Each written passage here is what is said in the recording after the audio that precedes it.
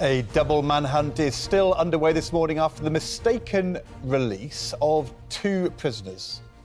Algerian and registered sex offender Brahim Kadour Sharif was wrongly freed from Wandsworth prison in South London last Wednesday, while fraudster William Smith was released from the same jail after an error by the court this Monday.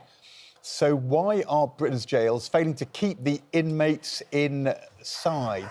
We're going to talk to Mark Fairhurst, the chairman of the Prison Officers Association and a serving prison officer. He joins us live from Salford.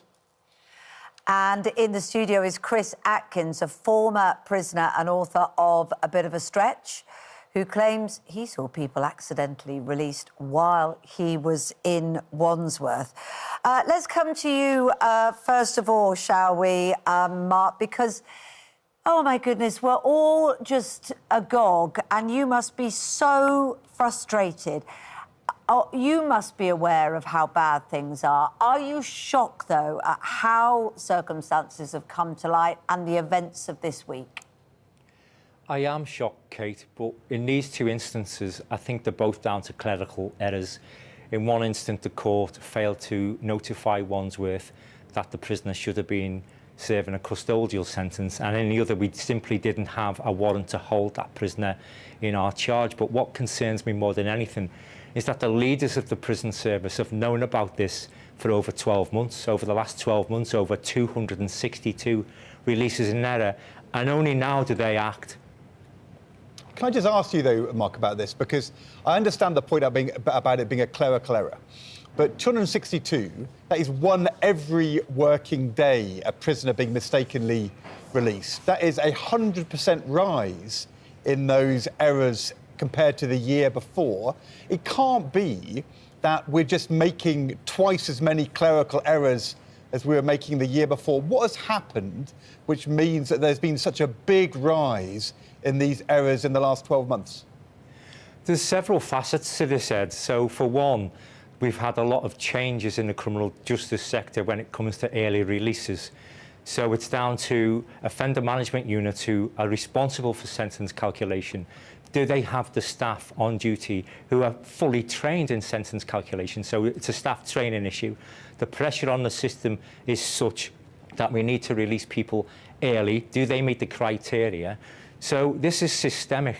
Do we have the right level of training for staff who are discharging prisons? Because I know for a fact that as a discharging manager in reception, you get no training whatsoever. So if you've never worked in reception and you don't know how those procedures work, nobody trains you. You're relying on experienced colleagues to guide you.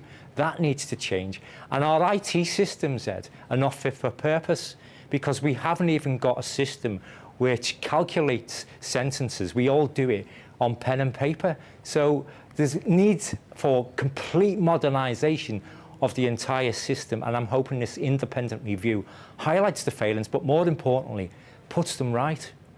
Chris, you say you were there, you were serving your time at the time, and you saw prisoners accidentally released. What were the circumstances? Well, you know, as Mark said, it's the fact that the whole system is stuck in the 1970s. So they're not using apps, they're not using computers, they're just writing everything out on pen and paper.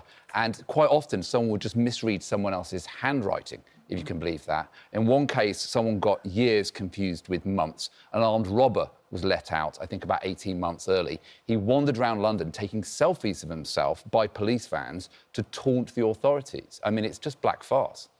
So I mean, we don't have any proof, do we, of what you saw, and, you know... and well, it's all in my book, A Bit of a Stretch, which you can buy. Exactly, we have to take your word for it. But you're, in a sense, not surprised that things have flared up now, you were saying to me, because it's just that we've come to learn about it. How long has this been a problem, and do you point the finger anywhere of blame?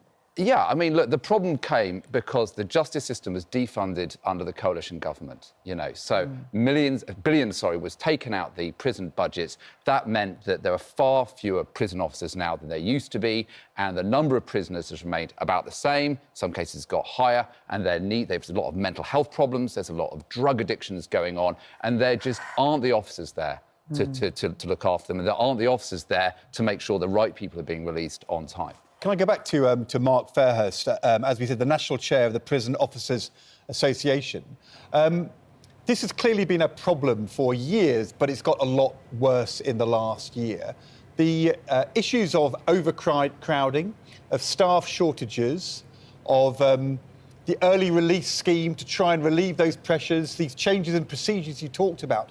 We've known about those for the last year or 2 years. I mean, this is not new. We're now told that today the Prisons Minister, the Justice Secretary, Justice Minister, Alex Davies-Jones, is calling a meeting of governors to find out what's going on. I mean, isn't it a bit late to be finding out what's going on now and doing a review now? Wasn't this obvious 18 months ago? It was obvious 18 months ago, which begs the question, why haven't our leaders acted 18 months ago to remedy this situation? We know what the fault is. There's a lack of experienced staff. There is insufficient training for staff, and most governors are obsessed with regime and getting prisoners unlocked when they haven't got the staffing levels to safely do so. Violence against my members are at record levels, and it's a combination of overcrowding, underfunding, dilapidated Victorian jails that haven't been modernised, and staff have to work in those conditions, and we shouldn't expect people to live in those conditions. We need a complete overhaul of the entire criminal justice system. Chris, what's your view?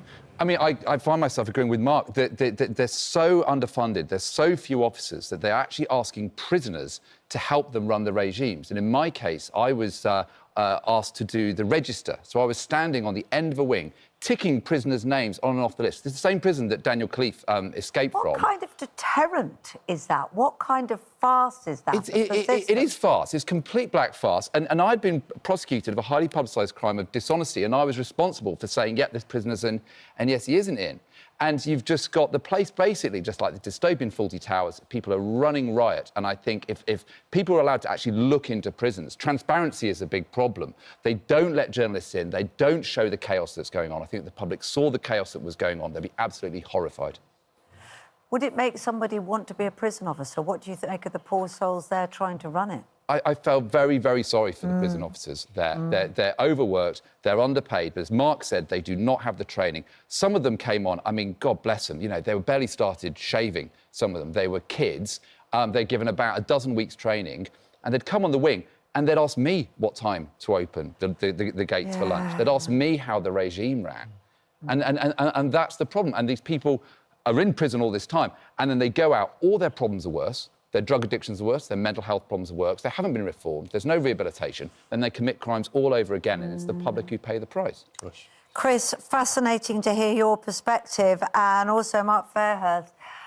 You're chairman, aren't you? National chairman of the Prison Officers Association. Good to have both of you on this programme. And let us hope the review being conducted by Dame Lynn Owens, who is the former Met Deputy Commissioner, will actually get to the bottom of this. A spokesman for the Prime Minister described the mistaken release of Algerian sex offender Brahim Kader Sharif as unacceptable, said the circumstances would be forensically looked at, but there are wider systemic issues which need to be looked at. And we'll be as well as speaking we've been talking to about. Alex Davies-Jones, won't we?